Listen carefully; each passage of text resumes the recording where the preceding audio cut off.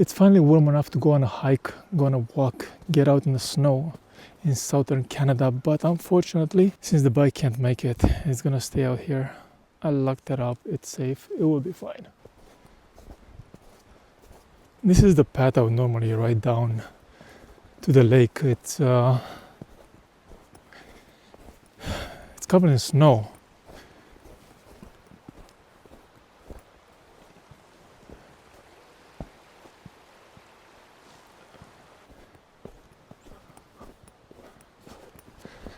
It is a beautiful scenery though. I can't explain this to you. I hope it looks just as amazing on camera as it does in person. Let's get closer to the water. It's not deep enough for a swim, not that I would. Oh. The funny thing is that it doesn't look like there's a lot of snow, right? It looks like there's just some snow. But it's deep. It's real deep. Every time I take a step, it just feels a little deeper than before. Oh my God. Oh.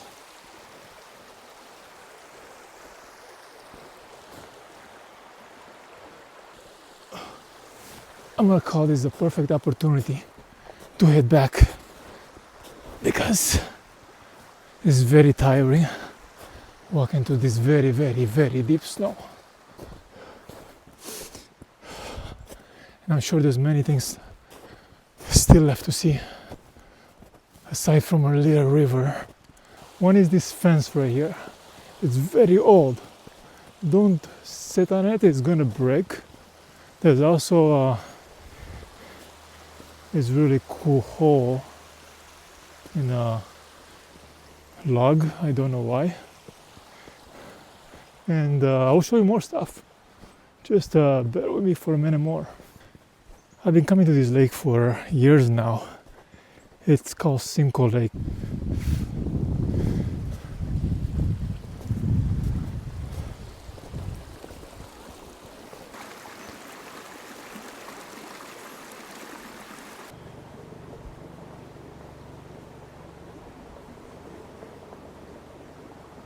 Now there's not much I can tell you about this bridge aside from the fact that I've been here a few times.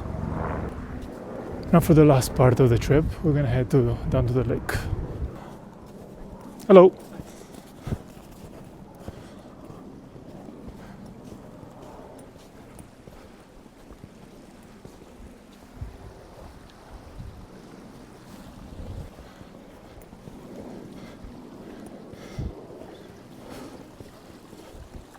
Hey, buddy.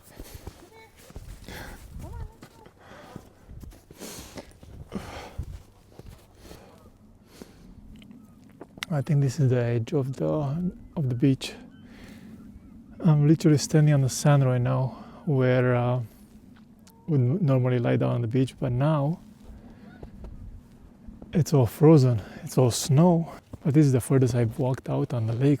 I'm gonna walk closer to shore because as I sink in the snow, I don't know if I'm gonna step in water or will I reach the bottom where it's ice.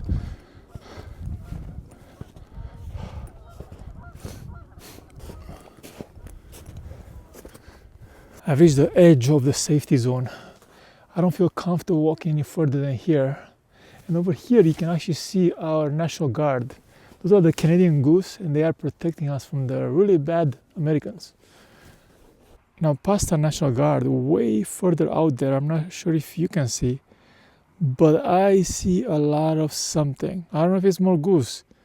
It might be people. So for such an occasion, we're gonna send this guy all the way out there to see what those things are.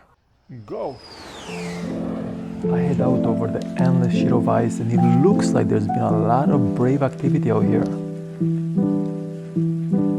About a mile out, I spot this hole in the ice, and based on the transported dead plants all around, I'm confident the Russians have been here. These ice baths are part of their annual tradition every cold, freezing January.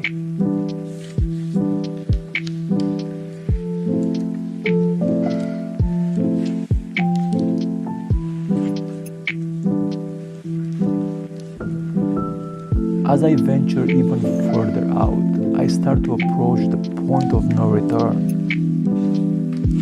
I take a good look at the mysterious dark spots I saw earlier, and they seem to be ice fishing tents. Ice fishing is a popular winter activity in Canada due to its colder winter climate. You put up a tent, drill a hole through the ice, turn on your portable heater, and text your wife. Honey, I'm stuck at work. Don't wait up.